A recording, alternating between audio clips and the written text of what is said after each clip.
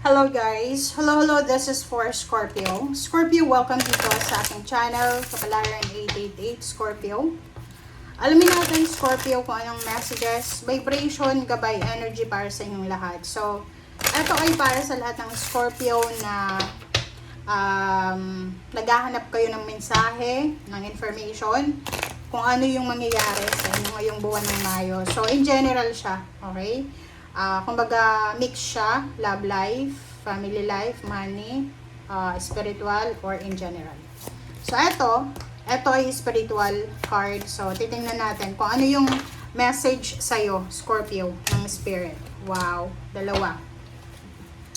Okay, Scorpio. Liyama. First card natin is Liyama, soul growth, and Koi, carp. Okay. So, yung liyaman na to, makikita mo dito, sinasabi ng barahan na yung progress, yung growth, 'di ba? Yung pag-aasenso sa buhay ay hindi siya madali. Walang easy tactics, walang easy money, walang easy way para yumaman, para maging matagumpay. Pero, hindi rason yung tagal, okay? Hindi rason yung sobrang tagal, okay?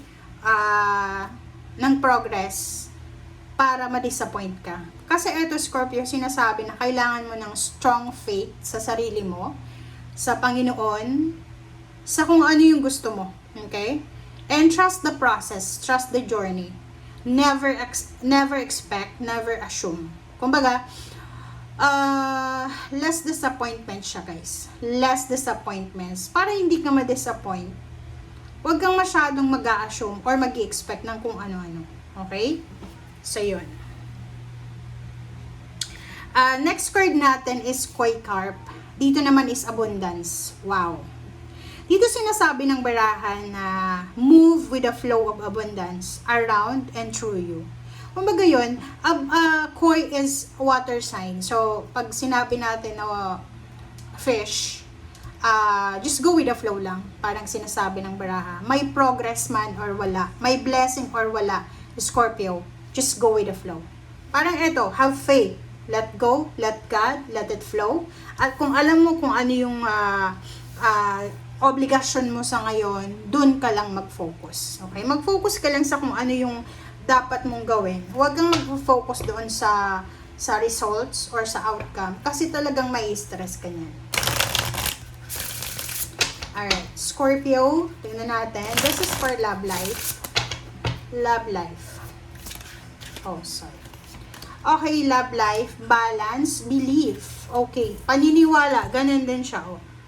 Sinasabi ng bara sa'yo dito na napaka-importante yung paniniwala natin. Paniniwala sa relationship. Sinasabi ng baraha, in terms of relationship, there's magic all around you. Okay? May magic daw. There's expected and unexpected happenings. Okay? Sinasabi ng baraha sa'yo na makinig ka sa sinasabi ng iyong intuition. Kailangan mong maging aware sa mga synchronicities, connections na meron ka. Sundin mo yung puso mo. Maniwala ka na you are worthy to love. Okay? Sinasabi ng bara sa'yo dito na huwag kang give up. Sa relationship, sinasabi lahat daw ng manifestation mo regarding sa plano mo sa relationship ay mangyayari yan. Okay? Sinasabi ng bara sa'yo, if you are single, looking for a relationship, open your heart. Buksan mo yung puso mo kasi there's a relationship na magbo-blossom na parang eto yung magdadala sa'yo ng kumbaga kilig, motivation, or eto yung magdadala sa'yo ng yun, motivation and inspiration. Okay? And for the money, Scorpio, tingnan natin. Ano ba yung message ng bara sa'yo sa usaping pera?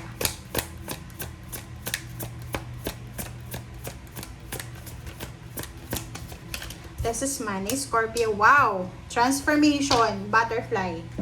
Okay, so dito sa barahang to, sa usaping pananalapi, pera, may mga pagbabago, may mga transformation or pagbabago na magaganap para sa'yo. Okay. Ano yung ibig sabihin niya? Okay. Ano yung ibig sabihin niya? Sinasabi ng bara sa'yo dito na posibleng sa relationship mo, magbago yung behavior ng karelasyon mo. Sa pera naman, magbago. Like for example, dati wala kang overtime. Ngayon may overtime, may mga bonuses, payments, payouts, or possible dito na there's a new career or there's a new source of income. Meron din ditong mga bagong schedules. Basta magbabago yung takbo ng relationship mo sa money, sa pera. Okay.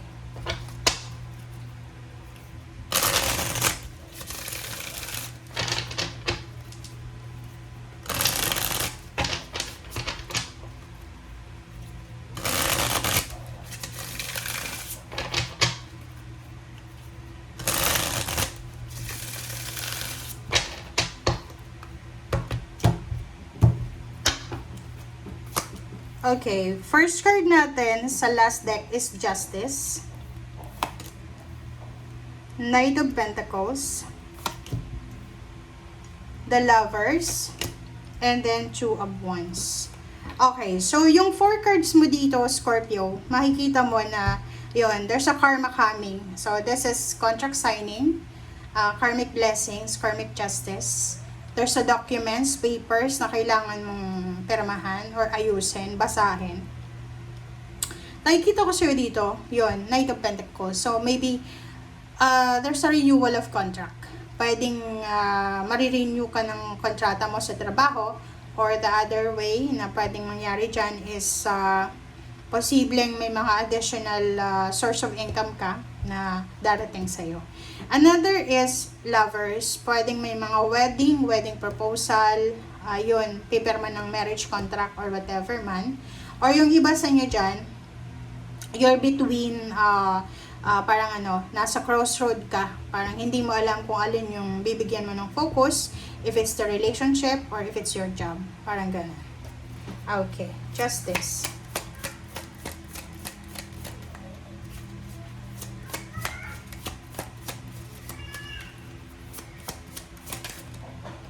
Okay, Justice is Two of Swords.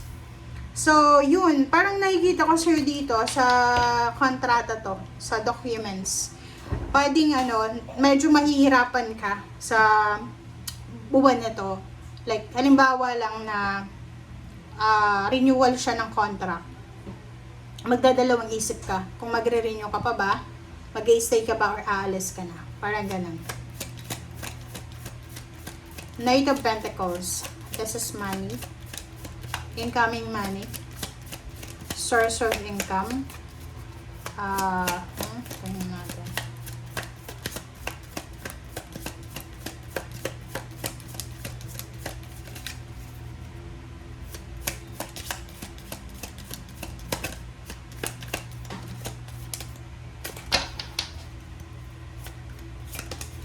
Okay. So, for the Knight of Pentacles, there's a Three of Swords. Wow. Ganon.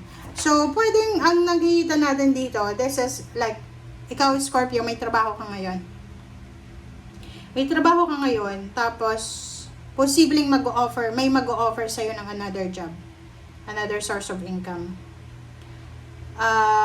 Nakikita ko sa'yo dito na madidisappoint yung kasalukuyan mong company or kasalukuyan mong boss kasi ini-expect niya na pipirma ka ng kontrata for renewal pero possible na lumipat ka sa ibang company or sa ibang trabaho. Okay, the Lovers is King of Pentacles. Ang ganda na ito. Nakikita ko sa iyo, are you married sa fire sign, Leo or Sagittarius, or are you in a relationship? Kasi possible na yung relationship mo, yung karelasyon mo, sobrang swerte niya sa other people's money. Ano ibig sabihin nito? Sobrang swerte yung makukuha ng asawa mo, boyfriend, girlfriend, ka-live-in partner, sa kanyang boss, sa kanyang mga kaibigan. Kumbaga, maraming financial flow na papasok sa buhay niya ngayong buwan ng Mayo. Hindi to direkta sa iyo, sa karelasyon mo, sa taong committed sa iyo. Magiging sobrang swerte siya. Pwedeng makaranas siya ng promotion, mga bonuses, ganyan. Six of Cups, Two of Wands. Nakikita ko sir dito na relationship man yan or trabaho, nagdadalawang isip ka kung babalik ka pa ba. Like yung iba, if you're on OFW, tapos umuwi ka lang ng Pilipinas for vacation, sinasabi ng marami, medyo nagdadalawang isip ka kung babalik ka pa ba or itutuloy mo pa ba yung contract. Or yung iba sa inyo dyan, hindi kayo sigurado, like kung magbabakasyon ba kayo or kano pa man. So, nakikita ko sure dito na you're undecided. Okay? Thank you guys. Bye!